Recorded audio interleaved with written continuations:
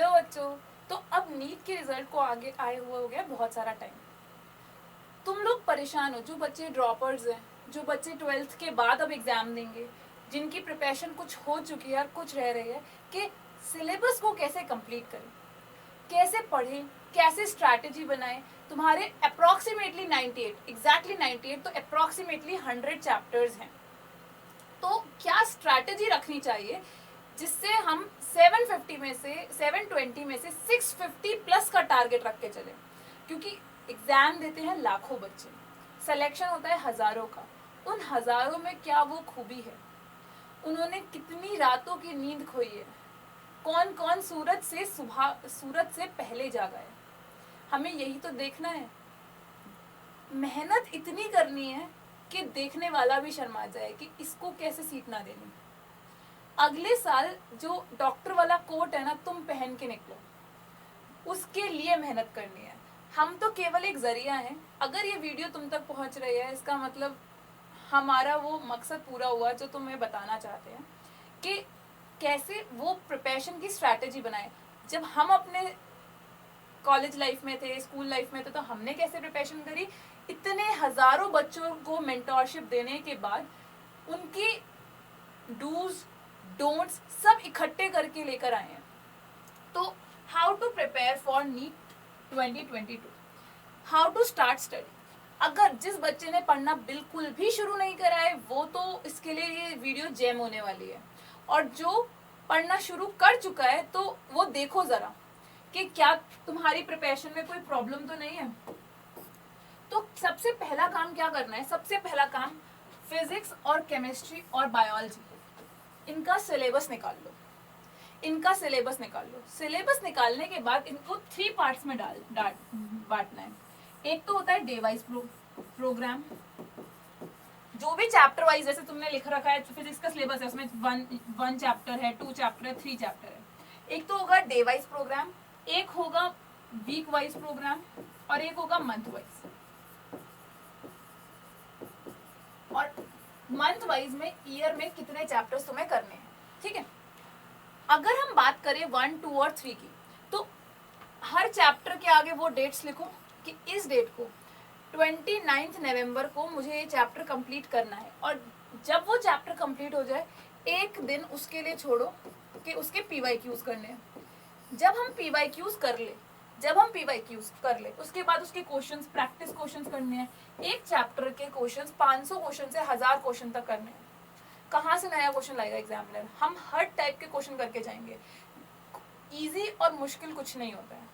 आसान वो जो देखा हुआ हो। जब पहली बार ABCD पढ़ी थी तो वो भी मुश्किल थी ना, वो स्ट्रेट लाइन और स्लैंट लाइन बनानी भी मुश्किल थी ना। ए को बिल्कुल वो 4 लाइंस के बीच में लिखना भी तो मुश्किल था। तो वो करके दिखाया, तो ये क्यों नहीं। वो उस लेवल पे मुश्किल था, ये इस लेवल पे। मुश्किल कुछ नहीं होता है, जिसने ठान लिया ना वो सब कुछ कर सकता है। तो बच्चों, प्रीवियस ईयर देखो, सबसे पहले एक एक सबसे पहले तुमने चैप्टर का लिखा 29 नवंबर, 2 दिन लगाए तुमने, 28 to 29 नवंबर को चैप्टर कंप्लीट करोगे। 30th को इसके PYQs करोगे, और PYQs कम से कम 500 होने चाहिए, मतलब प्रैक्टिस क्वेश्चन और PYQs, total question NCERT exemplar, previous year questions और PQ, ये लगा लो।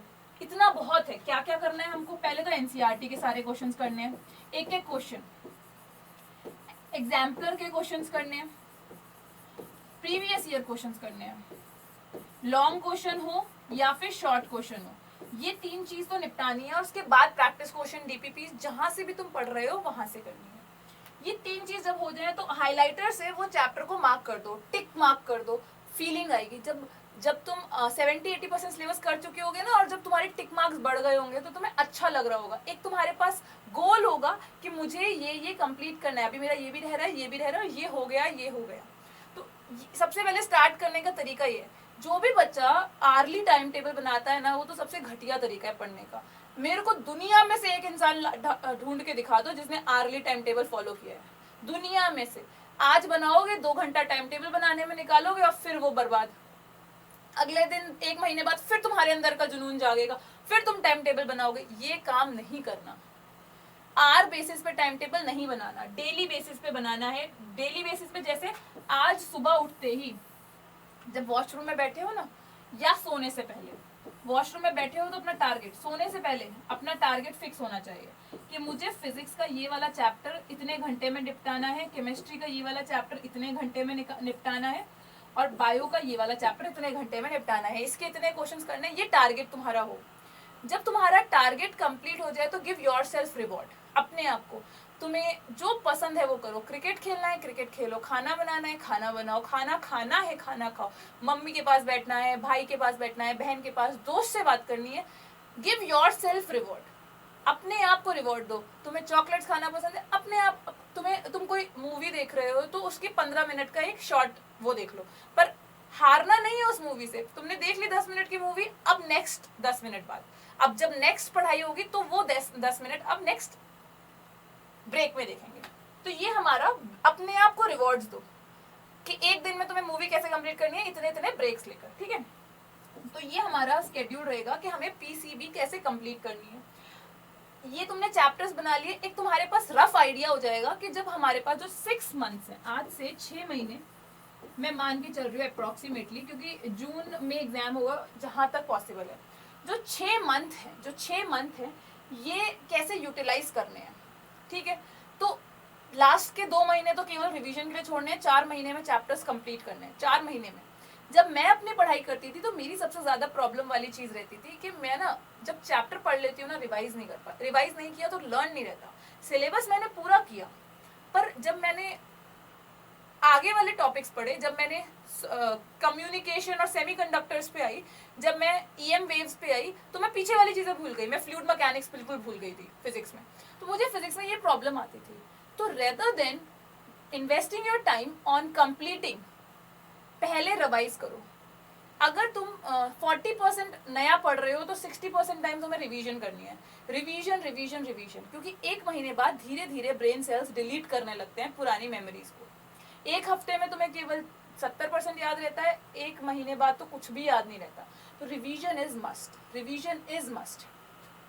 तो सबसे पहला क्या बताया हमने, पहला बताया कि एक सिलेबस लो, सिलेबस में मार्क करो कि तुम्हें 6 महीने में कैसे कैसे स्ट्रैटेजी बनानी है। That's how I clear my exams. और तुम्हारे पास तुम्हारी स्ट्रैटेजी है, तुम करो, पर ये सबसे बेस्ट है सिलेबस के आगे लिखो कि तुम्हें इतने दिन में ये चैप्टर करना है, इतने दिन में पूरा 4 महीने का सिलेबस कंप्लीट करके रख लो। बीच में ब्रेक्स दो अपने लिए, संडेज खाली छोड़ो, बीच में न्यू ईयर आएगा तो पार्टी के लिए खाली छोड़ो, पर उस दिन एक छोटा मोटा काम कर लो। जैसे तुम्हें जो चैप्टर पसंद है, जो चैप्टर बहुत आसान लगता है, वो रख लो उस दिन, ठीक है। अब ये तो हो गई हाउ टू स्टार्ट स्टडी। अब हाउ टू मैनेज टाइम। जब भी तुम पढ़ते हो तो अगर ब्रेक ले लेके, कोई बच्चा क्या करता है, पहले फिजिक्स पढ़ेगा फिर केमिस्ट्री, फिर फिजिक्स फिर केमिस्ट्री, ऐसे ना 45 मिनट में पढ़ लेगा। तुम्हारी चॉइस है ये। बेस्ट तरीका क्या है, एक चीज को पढ़ने बैठे हो तो पढ़ो, बीच में 10 मिनट का ब्रेक लो फिर पढ़ो। अगर जिस दिन तुम थ्योरी कर रहे हो उस दिन थ्योरी के साथ वो सब्जेक्ट लो जिसमें न्यूमेरिकल है, समझे। अगर तुम कोशिश करो कि फिजिक्स रोज हो, फिजिक्स के न्यूमेरिकल रोज हो, और theory chemistry bio alternative. Chemistry का जब एक चैप्टर कंप्लीट हो जाए तो फिर बायो का एक चैप्टर, केमिस्ट्री का एक चैप्टर कंप्लीट हो जाए फिर बायो का एक चैप्टर, फिजिक्स को डेली करो न्यूमेरिकल को। तो अगर तुम केमिस्ट्री और बायो को 3-3 घंटे डेली दे रहे हो, क्योंकि ऑफ कोर्स इनको टाइम कम मिलेगा, तो फिजिक्स को 2 से 2.5 घंटा दो, 2 आवर से 2.5 आवर न्यूमेरिकल वाले चैप्टर को दो, और इधर वाले चीजों को ज्यादा घंटे दो। क्यों? क्योंकि ये ऑल्टरनेट डेज हो रहे हैं, ये तो रेगुलर हो रहा है, तो ये ज्यादा टाइम लेगा ही लेगा। 2-2.5 घंटे इसको दिया, 3-3 घंटे यहाँ पे केमिस्ट्री थ्योरी वाले चैप्टर को, जिसमें हम केमिस्ट्री और बायो को इंक्लूड कर लेते हैं, ठीक है। और न्यूमेरिकल वाले में फिजिक्स तुमने डेली पढ़ ली, ऐसा हमने किया। ऐसा करने से तुम साइमल्टेनियसली तीनों सब्जेक्ट्स पढ़ पाओगे। अगर जिस बच्चे ने ऐसे डिसाइड किया ना एक दिन में तीनों सब्जेक्ट करेंगे, तो वो टाइम ना मैनेज नहीं हो पाता, एक चैप्टर कंप्लीट नहीं होता, फिर 3 चैप्टर हमारे लगातार चल रहे होते हैं, जो दिमाग में ज्यादा घुसा नहीं पाता दिमाग। तो हमें कैसे पढ़ना है कि 2 चैप्टर्स को एक साथ करा और स्विच करा। जब बिल्कुल फ्रेश मूड में हो तो वो वाला चैप्टर करो जो सबसे आसान, जब से सबसे मुश्किल लगता है। जब फ्रेश मूड में हो तो वो चैप्टर करना है जो सबसे मुश्किल लगता है, और जब नींद आ रही हो तो वो चैप्टर करना है जब सबसे आसान लगता है, जिसमें मजा आता है। जैसे तुम्हें ह्यूमन फिजियोलॉजी पढ़ने में मजा आता है, तो ह्यूमन फिजियोलॉजी तब पढ़ो जब तुम्हें थोड़ा नींद में हो। अब बायो में एनिमल किंगडम, प्लांट किंगडम के नाम याद नहीं हो रहे, तो वो फ्रेश मूड में पढ़ना है। जिस दिन एक डिफिकल्ट टॉपिक चूज कर रहे हो तो दूसरा टॉपिक आसान होना चाहिए, एक मुश्किल के साथ एक आसान का कॉम्बिनेशन, दो मुश्किल एक दिन में नहीं कर रहे हैं। क्या इतनी बात क्लियर है? टाइम मैनेजमेंट, जब तुम कहीं से भी ऑनलाइन, अच्छा बच्चों का बड़ा डाउट रहता है online versus offline. If you are dropper तो ऑफलाइन बिल्कुल नहीं, ओनली ऑनलाइन। अगर ड्रॉपर नहीं हो तो यू कैन चूज, क्योंकि कम्यूट का टाइम वेस्ट होता है ऑफलाइन में, क्योंकि जो अगर ड्रॉपर हो तो तुम ऑलरेडी ऑफलाइन पढ़कर आ चुके हो, तो you have all the notes, you have all the access to every material. Now you have to devote your time कि किस चीज को हमें पढ़ना है। तुमने पूरी केमिस्ट्री, पूरी आइसोमेरिज्म आती है, बस तुमको टॉटोमेरिज्म नहीं आती है, तो टॉटोमेरिज्म पे टाइम वेस्ट करो, बाकी सारा नहीं पढ़ना, बाकी सारे की रिवीजन करनी है और क्वेश्चंस करने हैं। समझे? तुम्हें जो चीज आती है उस पर क्यों टाइम इन्वेस्ट करना है? तो हाउ टू मैनेज टाइम में फ्रेश मूड में वो चीज पढ़नी है जो मुश्किल हो, और वैसे क्या पढ़ना है जो आसान हो। इतनी बात हमें समझ आ गई। ऑनलाइन कोचिंग और offline coaching it's purely your decision, but online में तुम चूज कर सकते हो अपने हिसाब से कि तुम्हें ये टॉपिक आता है, ये पढ़ना है और ये नहीं पढ़ना। ऑफलाइन में जो टीचर पढ़ाएगा तुम्हें वो पढ़ना पड़ता है, ठीक है। दूसरी बात, क्योंकि हम सब ऑफलाइन से पढ़कर आए हैं ना, ऑनलाइन में तुम रह जाओ, तुम्हें जो देखना है तुम वो देखोगे। अगर हम बात करते हैं सेल्फ स्टडी की, तो सेल्फ स्टडी के अभी फिलहाल के लिए, जब एग्जाम आ रहा होगा तब तो बहुत ज्यादा बढ़ेंगे, अभी फिलहाल के लिए 5 to 6 आवर्स होने चाहिए। 24 घंटों को इस तरह से यूटिलाइज करो कि हर वक्त पढ़ाई, हर वक्त पढ़ाई।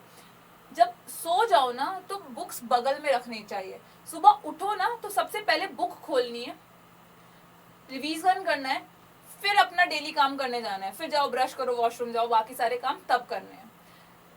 अब तीसरी बात, ये तो हो गई सारी बातें बढ़िया बढ़िया सी। अब तीसरी बात, क्या नहीं करना है, स्पेशली फॉर ड्रॉपर किड्स। जो बच्चे ड्रॉपर है ना, उनसे बिल्कुल बात नहीं करनी जिनका सिलेक्शन हो गया है, जो नेगेटिविटी दे रहे हैं, और उनसे भी बिल्कुल बात नहीं करनी जिनका नहीं हो रहा है, बहुत सालों से नहीं हो रहा है। ये दो लोगों से दूर। जो लोग तुमसे प्यार करते हैं ना, उनके पास रहो, मम्मी से बात करो, पापा से बात करो, घर वालों से बात करो, जो लोग तुमसे, जो जिनसे तुम कनेक्टेड, जिस दोस्त से तुम कनेक्टेड फील करते हो उससे बात करो। एक तो इंसान होगा तुम्हारे, कोई टीचर है पास में, या फिर कोई गाइड है, कोई भैया है, कोई कजन है, जिससे तुम, जो अच्छी सलाह दे, मेच्योर इंसान। व्हाट नॉट टू डू, कभी बात नहीं करनी है उस इंसान से जो तुम्हारे लिए सही नहीं है। नेगेटिव पीपल से दूर रहो। ये तो कभी नहीं सोचना कि हम नहीं कर सकते। Don't under assume your self, don't never.